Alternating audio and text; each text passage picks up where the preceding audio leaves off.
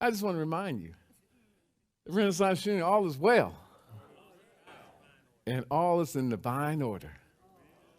And so this is the season that we begin to shift our sight, shift our thoughts, and shift our behavior. And it's through this shifting that we sift through all the different things that we experience, all the fear, the doubt that's been planted in our minds. And we shake ourselves away from the distractions. And every doubt, every weight that we're carrying, we say, I cast it away. I just cast it away. Meaning that I move it away from me and I move into a different stratosphere. Can you repeat after me? I am strong. I am steady. I will not faint. My faith is firm. My spirit is unshakable. My due season is now. In this Christ, spirit, energy, I now live, I move, and I have my being in this, my due season. You may be seated. Now turn to someone and say, don't faint. Keep the faith. Don't faint. Keep the faith. Now you hear all these stories about our nation, and it reflects shifting sand. Everybody knows what sand is.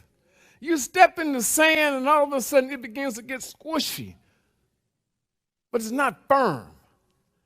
And you wonder, is this the way life is supposed to be?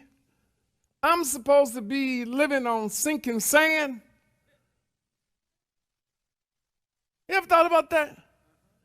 Am I living my life on sinking sand? Everything you hear about on social media tells you that there's this illusion of division. There's this illusion that justice cannot be served. There's this illusion that goodness is slipping away. And there's a constant stream of bad things happening to only good people. That's the social media. And we buy into this notion that just takes away our energy and the voltage level that we're supposed to be performing at is diminished. And here we are. But there's something we're supposed to do. We're supposed to build our lives on something more than sinking sand. And so, truth, faith, and divine order. Can you say that with me? Truth, faith, and divine order. Ooh, y'all sound pretty good. Daisy must have warmed you up pretty well. Let's do that one more time. Truth, faith, and divine order. No matter what's happening around us, we're standing on a rock. And I cast my life on that rock. And so it is. There's something that the master teacher Jesus teaches us in Luke 6, verse 47 through 49. And it says something, if it's on there.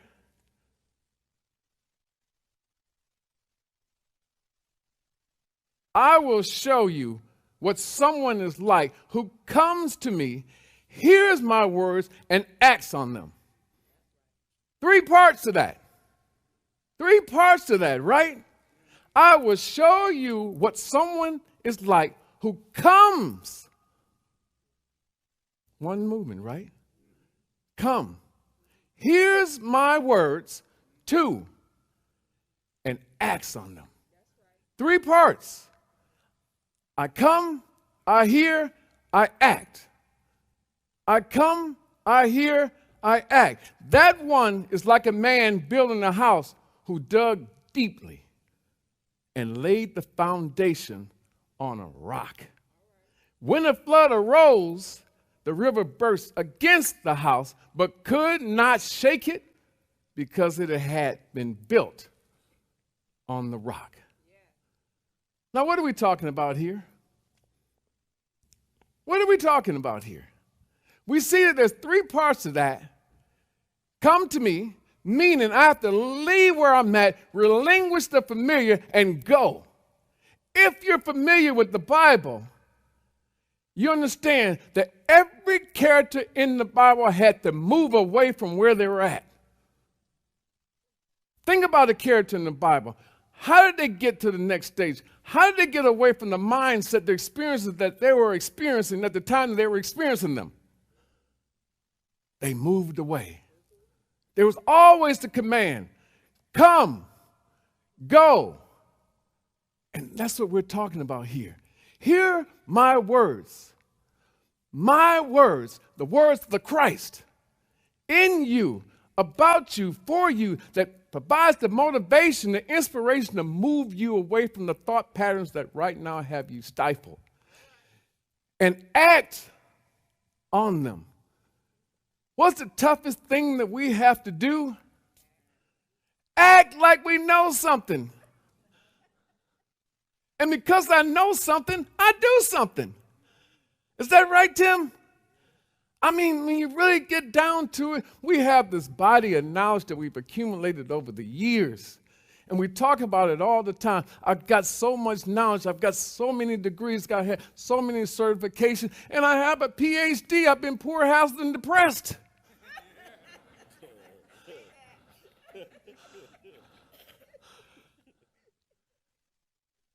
But we have to act on it. Act like you know something. Act like you know something that's so big that it seems to be a secret to most people, and it leads you to the road less traveled. And here we are. In this situation, this is really a parable. And so in the scenario, Jesus is not talking about you building a physical house. He's talking about you building a consciousness building process for you. Think about it. The house represents life and consciousness. How is that house constructed? It's constructed based on the beliefs and the thoughts and the actions that you've taken in the past. Your house is built on nothing less than the experiences that you had, that you bought into, the things that you've heard, the things that you've done. And as a result of that, the house is built. And that foundation that we talk about represents spiritual truth. Can we say spiritual truth? The foundation has to be built on the truth and nothing but the truth. And that sets you free, right? Huh? Think about it. We hear it all the time. But the foundation has to be built on truth because the truth stands forever. Digging deep. This is about a lesson this morning before we go into the workshop. Because digging deep means I got to go inside of me, find out what's got me so distracted. What has me so far away from the person that I was destined to be?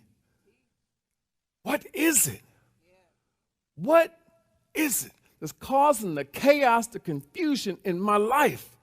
At a critical time when I want more, it's my due season, but I got so much in me that I can't move on. And it's this inner conflict that's going on constantly, and I'm on this seesaw ride, this roller coaster experience. But now I need to know that I have to go in and dig deep. The rock is the Christ consciousness. We talk about the Christ consciousness at all times.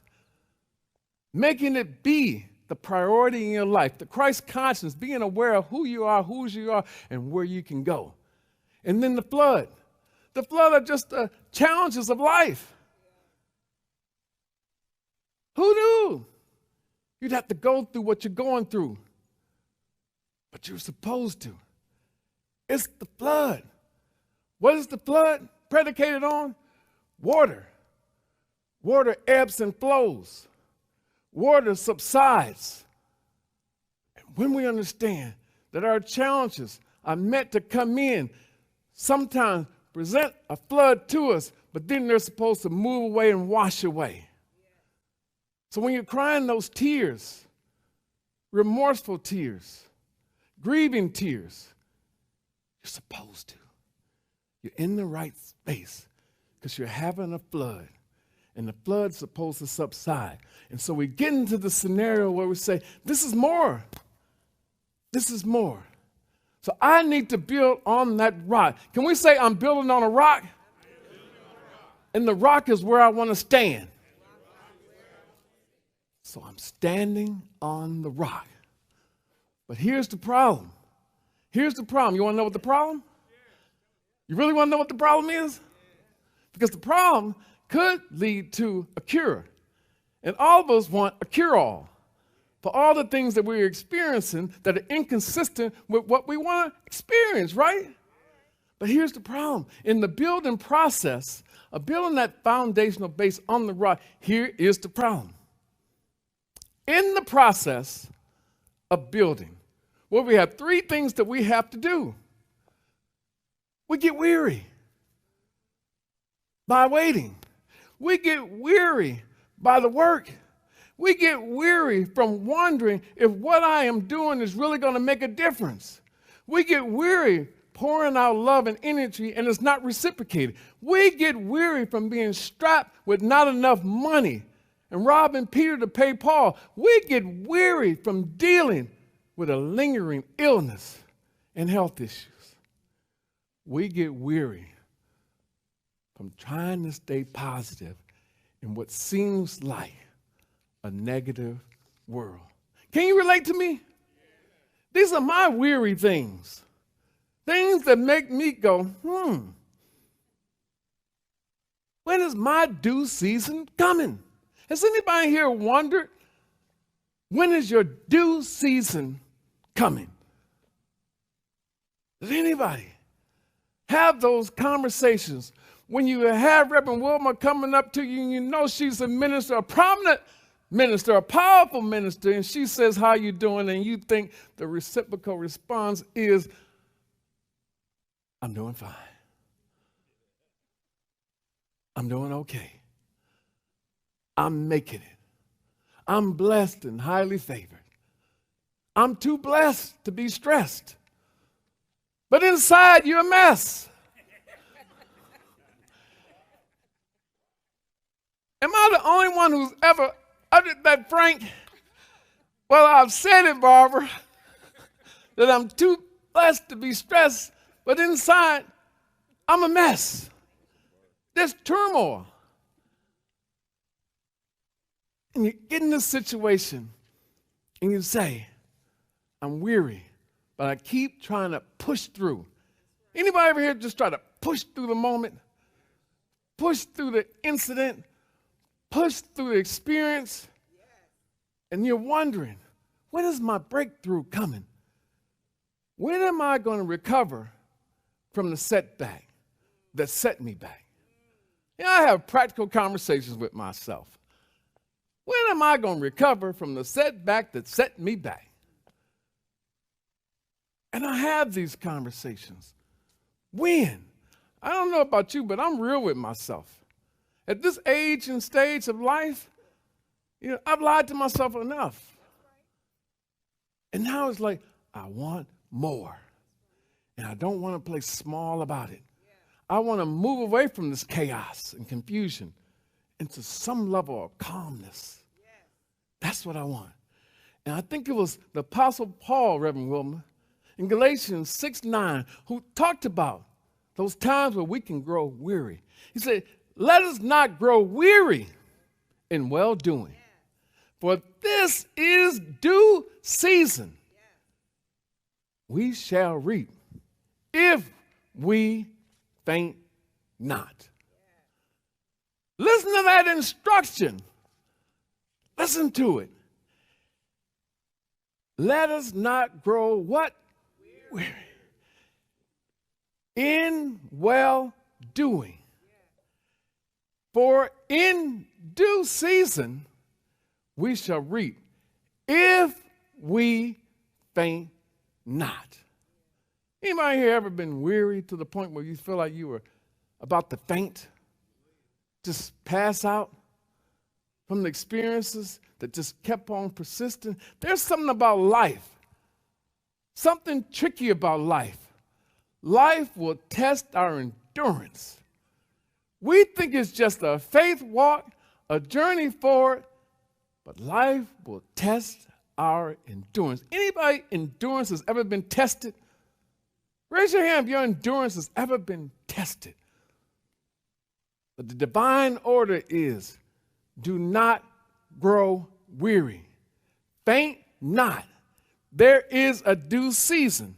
Jack Boland, founder of Renaissance Unity Church of the Day, said, don't let discouragement steal your muscle and your miracle. The moment you feel like giving up is often the exact moment before your greatest breakthrough. Keep going, keep believing, keep standing. Listen to that. You ever been in that scenario where you just want to give up? It's easier to give up than keep going. Turn to your neighbor and say, I will not faint. And if I do, catch me.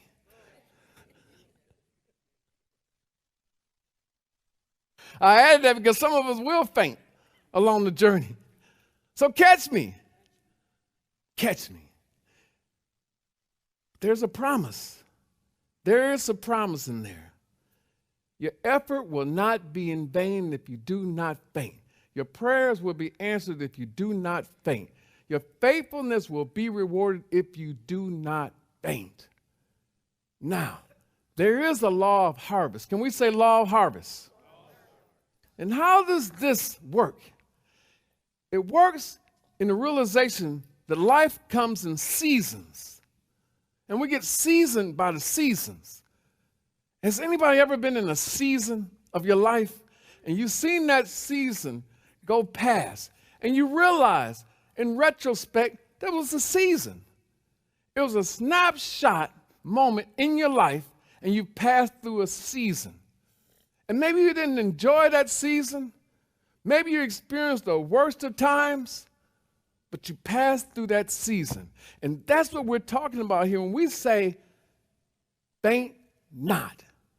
The law of harvest works because there's seasons in our lives. And those seasons, again, they're supposed to season us. And with that seasoning is supposed to come wisdom. And with that wisdom is supposed to be an awakening. And that awakening allows us to be energized for the next step, the next moment, the next opportunity. Due season gives us a lesson. Leah, the lesson is more than just due season. Due season means that there's a harvest. And that means I have the opportunity to reap something better. Something better. This is not just about reaping and sowing. That's too simple. Too simple. You reap what you sow. We heard that, and it used to scare the heck out of me. Yeah, I know what I'm talking about. Look at men in here talking when I was living the way I was living, and then I hear somebody say, you reap what you say. I'm like, oh, man, I'm going to hell in the handbasket. Ain't no way I'm making it up to heaven.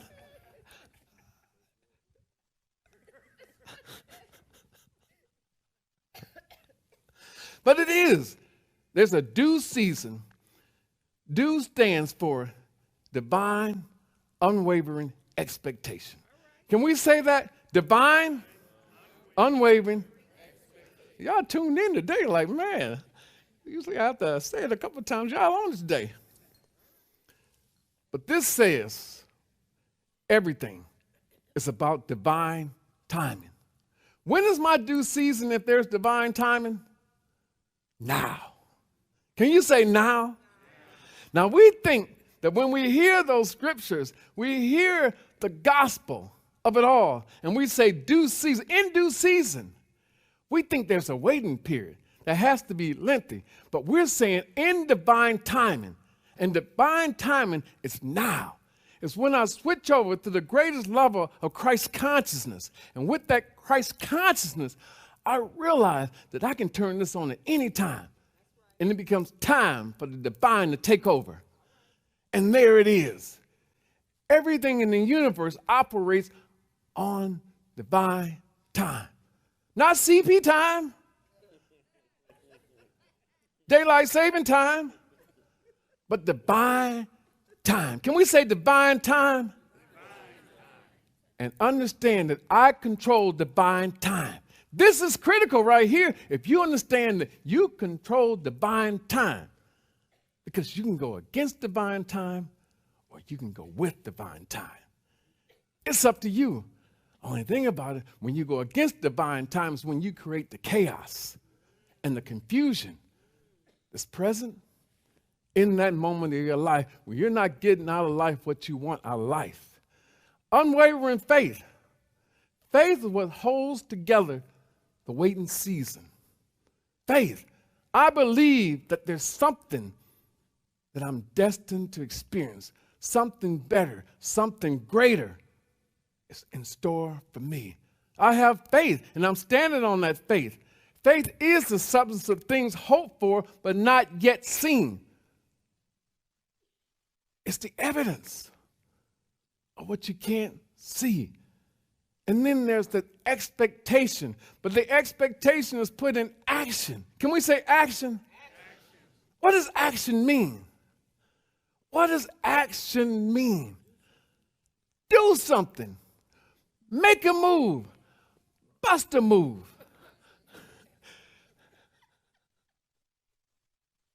Anybody ever do that?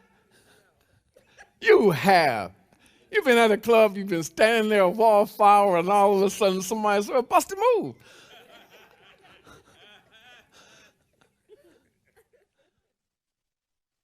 But it's the expectation in action. What I believe about divine timing is that it's supposed to bring about something better. And it's through that unwavering faith that I expect something greater than ever before. All of my wisdom, all of my weariness now comes into play where I take action. Life is just a creation of a playbook. Every experience that you have is supposed to be a page in the playbook. I'm telling you, it fascinates me. Every time I'm at a Lions game, Tammy, and I see the coaches with a color-coded sheet, and it's talking about different scenarios that we may expect to experience in this game that we're playing. And so I check the sheet, and I'm going to counter it with an offense that's going to work. Have you ever thought about that? All the experiences that you have are supposed to be put in a playbook called Your Life, Frank, Your Life, Wilma. And I have this playbook, Ruth. And now with this playbook, I'm not surprised by the experiences that I'm going to experience. And I looked over at my neighbor and said, if she experienced it, chances are I could experience it unless I put it in the playbook, and when I see what's coming my way, run another way. I make another decision. I don't go down the same path.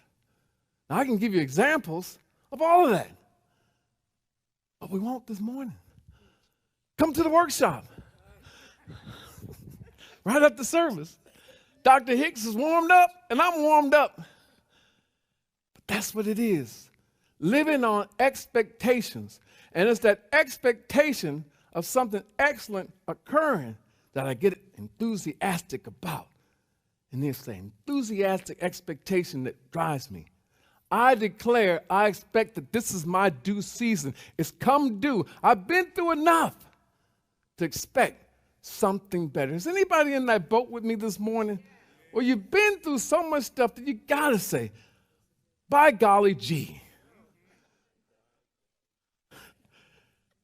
It's got to be my due season. Can we affirm something this morning? Turn to your neighbor in total commitment and tell them, look them right in the eye, shake your head and say, I will not faint. I will reap. Now, can we do an affirmation? It's a declaration of strength, total strength. Say this affirmation with me. But because this is the beginning of February and I'm worried about you, I'm worried about you. You're going to be okay, but I need you to be better than okay. Because there's greater things. And you guys know me when you see me on Sunday, Monday, Tuesday, Wednesday, Thursday, Friday, Saturday. There's an energy about me. There's an expectation that I live with. And it's simply greater things are on the horizon. Greater things shall be for me. And with that, I'm worried about you. I'm concerned about you. Because we went through January. And we had our New Year's resolutions. And they say it takes 21 days to create a new habit. But some of us didn't make it to the 21-day trial period. And so we gave back what we were hoping for in the new year already. Today I want you to resurrect, restore, re-energize those thoughts that you had on January 1 about the potential possibilities of this year. It's February 2nd. And so now is the time. So I want you to stand up with me because this is one of the affirmations that I don't think that you can just sit on. I don't think you can sit on this. I hope you have a camera or something where you can just take a picture of this and just read it to yourself 3 times a day because it's medicine. It's medicine.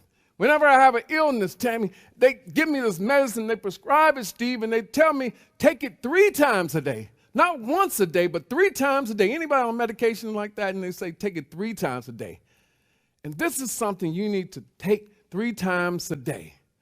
I am built on solid rock. I stand in divine timing. I move with unwavering faith. I act with bold expectation. I am strong. I am steady. I will not faint. I am in my due season. Renaissance Unity, I love you. And there's nothing you can do about it but accept my love as a token of my appreciation for the gift that God created as you. Thank you.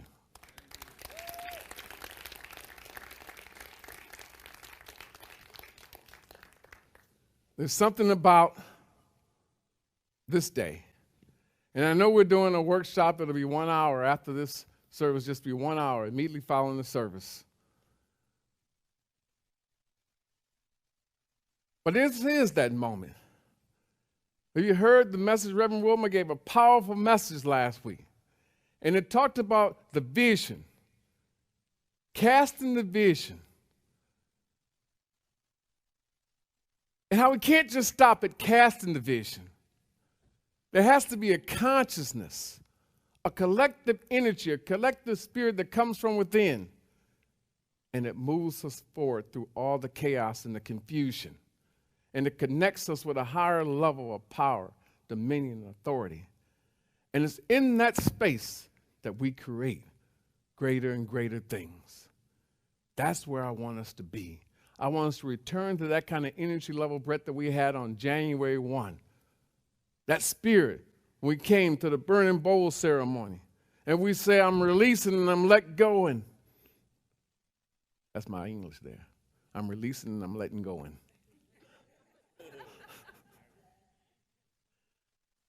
But it's that spirit that we have to connect with every single day.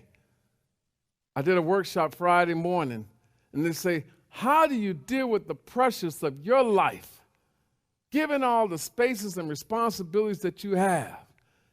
And I told them, every day before I go to bed, I take out a sheet of paper, and I think about the day, the entirety of the day that I've experienced, all the different things that people have brought to me, into my world. And then I make a simple decision about all those things. Is it mine to keep or mine to release? Can you say that? It's a mine to keep or mine to release? And both of those make you know that you have the power to keep it or to release it. You have that power. And once you know that,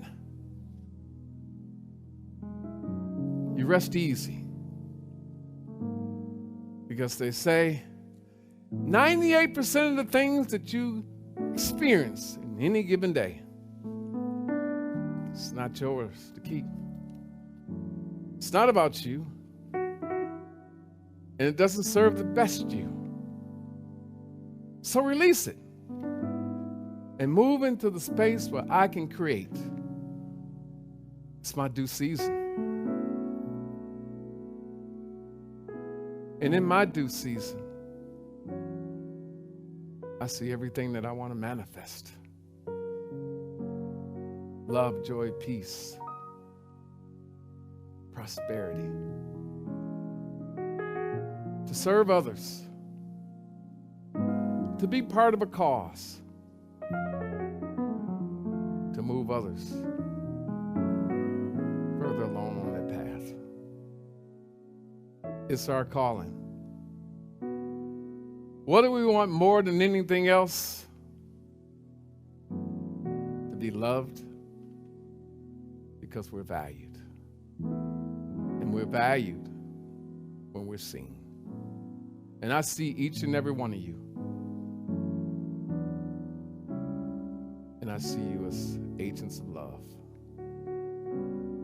And that's why, without hesitation, I can't stop myself from just grabbing you and pulling you closer to me in the spiritual energy exchange.